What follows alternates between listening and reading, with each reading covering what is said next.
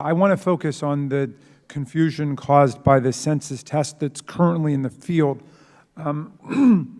Despite the administration's abandonment of the citizenship question in the wake of the Supreme Court decision, hundreds of thousands of households are now still being asked to answer it. In mid-June, while the case was pending before the Supreme Court made its ruling on June the 27th, the Bureau pushed a last-minute field test to 480,000 households, half of which got the citizenship question and half of which did not. The result has been confusion. Hundreds of thousands of people heard the news that the question wouldn't be asked, and yet they received a form from the census with precisely the question that the Supreme Court had rejected. Just last week, we got a phone call from a citizen wanting to know why she had received a census form with the citizenship question. I was asked that at a town hall meeting over the weekend.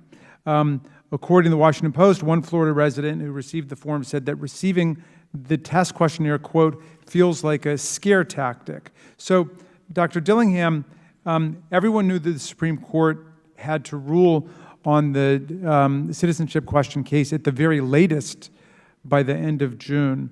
Why didn't the Bureau wait until the end of the month to hear what the court's decision was before launching this test? Mr. Chairman, that's an excellent question. Let me provide some context for you. The planning, this is actually a test. A 2019 test was designed for operational consequences and impact. So if the question was going to be in the census, we wanted to know what would be the differential impact for purposes of devoting resources, such as the partnership, such as the enumerators, et cetera. The planning for it began actually last calendar year. The printing occurred, I think, in April, and it followed a schedule as perfectly as possible, the same type of schedule that we would have for the 2020 census, and that is the staggered mailings, et cetera, response dates. It was to replicate as closely as possible the 2020 census. Now, the form itself on each page has, this is a test, and in the introduction it says, this is a test to help us prepare for the 2020 census. So anyone that reads the information, it should be quite bold, this is a test.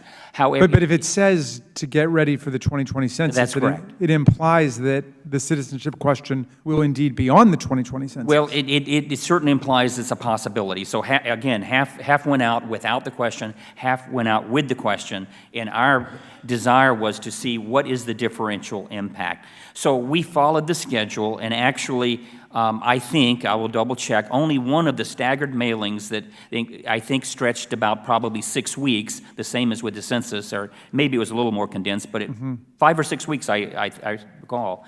It was already, before the Supreme Court ruled, 4 or 5 of those were already in the mail, and actually the last went out earlier this week. Whose decision was that? That was actually the career staff at the Census Bureau felt it was very important that we would know the operational impact for purposes of resources. So you never made that judgment? No, I did not make that decision. All right, thank you. Mr. Goldenkopf, is it normal to have a large-scale field test like this close to the census? In other words, if we went back to the 2010 census, would we have found a similar test in 2009? No, and I think this highlights the risk associated with last-minute design changes to a decennial census.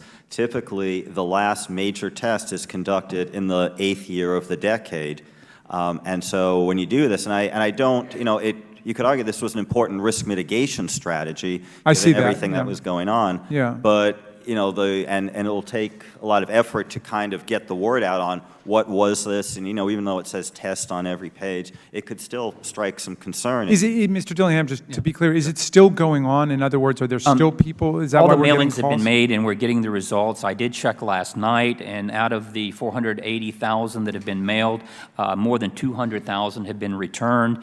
The only information we haven't looked at the content of the returns, but it does verify and provide some very important information for us, and that is with regard to both the 2020 census and potentially in the future what kind of impact this may be. One of the things that you can tell just by looking at the basic data returning is that the hard-to-count areas, again, are responding at a much less rate than the other areas. So that's helping to verify that. Are people being mandated to respond to the test? I mean, are you required to answer that question? Mr. Chairman, actually, under the laws governing the Census Bureau, when we send out a survey, it does recite that this is pursuant to law and you are supposed to reply to it. That is. So there are hundreds of thousands of people who, in essence, are being told they're legally obligated to answer the citizenship question right now.